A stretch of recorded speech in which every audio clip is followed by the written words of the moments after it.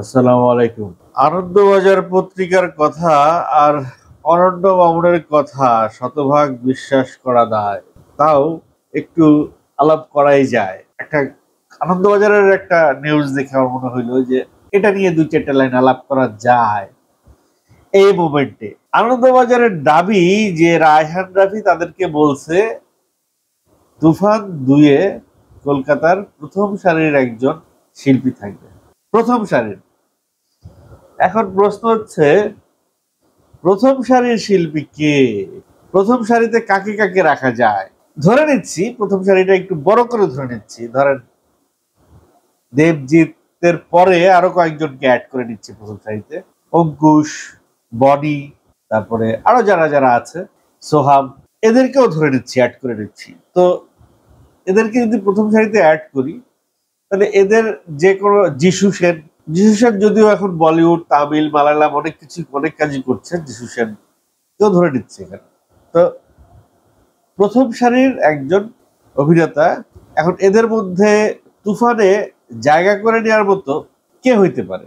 দেখেন, তুফানে যদি জিতকে নেন বা দেবকে নেন, তাহলে শাকিব খানের যে অ্যাপিয়ারেন্স বা শাকিব খানের যে রোল, সেই রোলটা ডিস্ট্রিবিউটেড হয়ে যাবে, একটু কমে যাবে। তো সিনেমাটার মানে নামটা হয়ে যাবে যে শাকিব আর দেবের সিনেমা। ওই জায়গায় বোধহয় শাকিব খান যাবেন না। যেমনটা হয়, যেমন ধরেন ট্রিপল আর যেটা হয়েছে, জুনিয়র এনটিআর আর ওই যে ওনার নামটা আমি ভুলে গেছি, এরকম সিনেমা দুই বাংলা মিলায়া করবে কিনা আমি জানি না। তো এরকম অ্যাকশন, যেহেতু আর ট্রিপল আর একটা অ্যাকশন সিনেমা, অ্যাকশন ধাঁচের সিনেমা, তুফান ও অ্যাকশন ধাঁচের সিনেমা, সেই ক্ষেত্রে যদি দেব বা জিৎ দুজনের যে কোনো একজনকে যদি আনা হয়, বিষয়টা কিন্তু বন্ধ হবে না। কিন্তু দুজনকে একটা সমপর্যায়ে একটা গুরুত্ব দিয়ে গল্পটা যদি সেভাবে সাজানো হয়, কিন্তু সেরকমটা কি সম্ভব হবে? বা যদি ক্যামিও চরিত্রের কথা বলি, চঞ্চল চৌধুরীকে যেভাবে 30 মিনিটের জন্য আনা হয়েছে, সেইভাবে আবারও 30 মিনিটের জন্য যদি আরো একটা ক্যারেক্টার নিয়ে আসে কলকাতা থেকে, তাতেও কিন্তু শাকিব খানের যে উপস্থিতি সেটা কিন্তু একটু কমে যায়।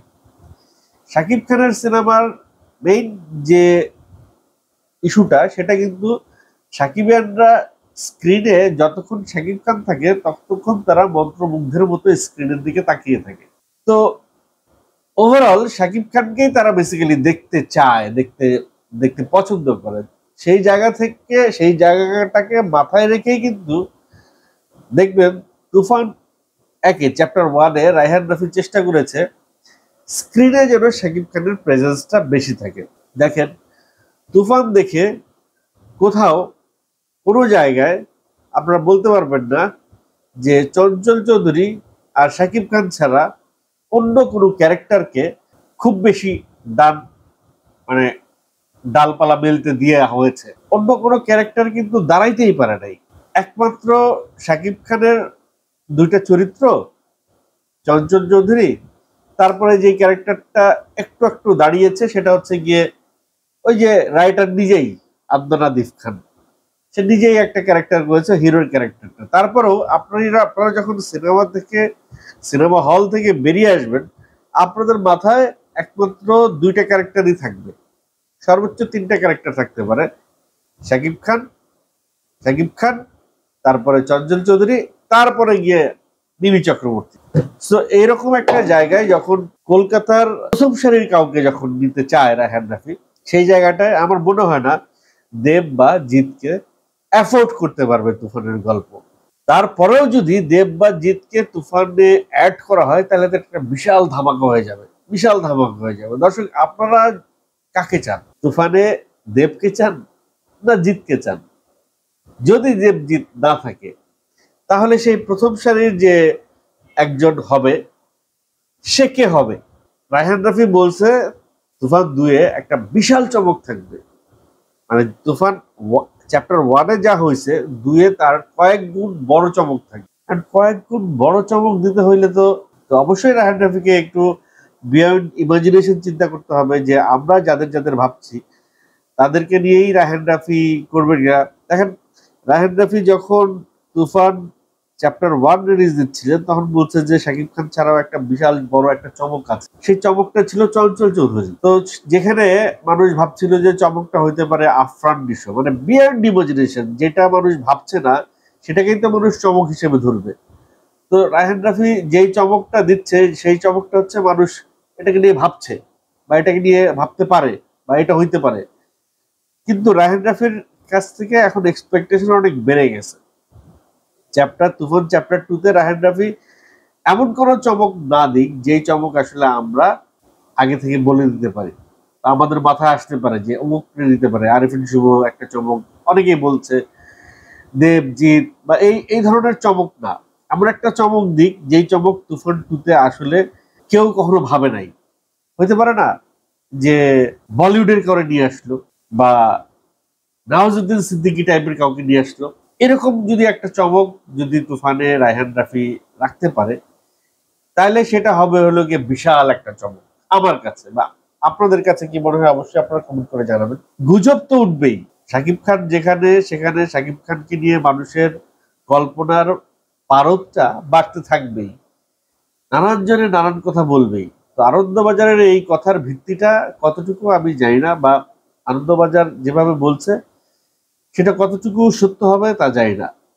যদি সেটা সত্য হয় তাহলে তুফানের হাইপটা আসলেই ইন্টারন্যাশনালি আরো অনেক বেড়ে যাবে। আরো একটা বিষয় নিয়ে আপনাদের সঙ্গে কথা বলতে চাই, সেটা হচ্ছে যে তুফানের আয়। দেখেন, বিএমআর একটা ওয়েবসাইট আছে, তারা 13 কোটির কথা বলেছে এ পর্যন্ত তুফান সিনেপ্লেক্স থেকে, মাল্টিপ্লেক্স থেকে আয় করেছে। এবং ধারণা করা হচ্ছে যে single screen overseas world wide Toofan 50 কোটি টাকা পার করে ফেলছে ইনকাম। যদিও তুফানের প্রযোজনা প্রতিষ্ঠান এখনো কিন্তু বলে নাই যে তুফান কত টাকা ব্যবসা করেছে এ পর্যন্ত। যদি 50 কোটি ক্রোর যদি পার করে ফেলে, 50 কোটি যদি পার করে ফেলে, ওই দিক দিয়ে দেখেন আশারানের প্রিয়তমা সেটা কিন্তু লাইফ টাইম 42 কোটি টাকা কামাইছে, বিজনেস করছে। সেই জায়গা থেকে ধরে নেওয়া যাইতে পারে যে আশারানের প্রিয়তমাকে শাহরিয়ার শাকিলের তুফান বিট করছে, অর্থাৎ আশারানের প্রিয়তমাকে শাহরিয়ার শাকিলের তুফান পিছিয়ে দিয়েছে। এখন তুফানের নেক্সট টার্গেট আসলে 100 কোটির ক্লাবে যাওয়া। 100 কোটিতে তুফান, 50 কোটি তো অলমোস্ট হয়ে গেছে, ওরা খালি অফিসিয়ালি ডিক্লারেশনটা বাকি। 26 দিনে যদি 50 কোটি হয়, আরো 2 মাসে কি 50 কোটি টাকা করতে পারবে না তুফান? উঠাতে পারবে না? এখনো কিন্তু হলিডেতে হাউসফুল যায়, সিনেপ্লেক্সে অলমোস্ট 20% হল শো হাউসফুল যায়। এখনো তুফানের ক্রেজ কিন্তু বাংলাদেশে কমে নাই। এখনো তুফান কিন্তু একটা ভালো জায়গায় আছে দর্শকদের চাহিদায়।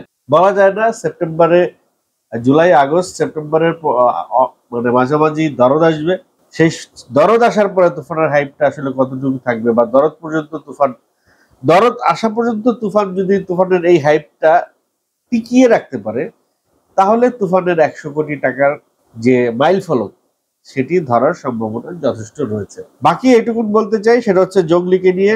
ঈদের সিনেমা যখন ঈদে না আসে, ঈদের পরে আসে, তখন যা হয়, যা হওয়ার থাকে তাই হয়। জঙ্গলির কপালেও তাই হবে। জঙ্গলি ঈদের সিনেমা, কিন্তু তারা পরে বলছে ঈদ ছাড়া আসবে। দেখা যাক। সিয়াম কিন্তু একটা হাইপ তুলে ফেলছিল জঙ্গলির পোস্টার দিয়ে। ঈদে যদি আসতো তুফানের সঙ্গে খুব বেশি, মানে যে হাইপ নিয়ে তুফান যে হাইপ নিয়ে সিনেমা হলগুলো দাপিয়ে বেরিয়েছে, সেই হাইপের সঙ্গে জঙ্গলি পারতো না। তো সেই জায়গা থেকে জঙ্গলি এখন আসবে ঈদ ছাড়া, ওরা এরকমই একটা কথা বলছে সেই সময়। ঈদ ছাড়া যদি আসে, ঈদ ছাড়া আসছে দরদ কিন্তু আগামী 2 মাস আবার মাঠ কাঁপায় রাখবে। তো আগামী 2-3 মাস সেপ্টেম্বর, অক্টোবর, নভেম্বর, ডিসেম্বর পর্যন্ত জঙ্গলির আসার কোনো সম্ভাবনা নেই। অবশ্যই শাকিব খানের সিনেমা যখন মার্কেটে থাকবে না, ঠিক ওই সময় জঙ্গলির আসা উচিত। আদারওয়াইজ আমার মনে হয় এই শাকিব খানের সিনেমার সঙ্গে আসলে যে ব্যবসাটা তারা করতে পারত, সেই ব্যবসাটা শাকিব খান সিনেমা ছাড়া যদি আসে, যে সময় শাকিব খানের সিনেমা থাকবে না, তখন তার চেয়ে বেশি ব্যবসা করবে। এটা আমার ধারণা। দর্শক আপনারা কি ভাবছেন অবশ্যই কমেন্ট করে জানাবেন।